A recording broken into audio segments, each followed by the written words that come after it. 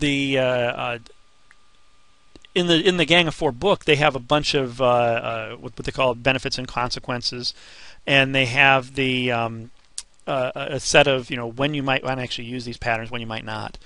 That changes over time, and that's one of the things that book. A lot of the patterns in that book were written because of deficiencies in C++, and there were ways of kind of coding around C++, and people have to keep that in mind. Because what ends up happening is people say, oh, here are the design patterns. I'm going to use them exactly like this for the rest of my life.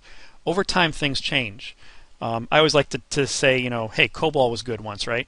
I mean, COBOL was the way to do things. And now it's not. I mean, unless you have to maintain something that already exists in COBOL. It's when I talk about anti-patterns in my pattern class, the thing that is really important to think there is a lot of anti-patterns were things that people at some point thought were a really good idea, and over time people have realized maybe it's just a bad idea, or maybe it's just not important.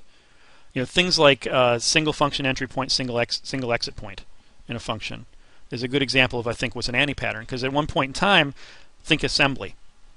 That was critical in assembly. If you had multiple exits from an assembly, I mean, assembly is hard enough to read to start with and follow, but you want one entry point, one exit point for each of your little kind of sub-procedures that you're creating. Otherwise, it's impossible to follow.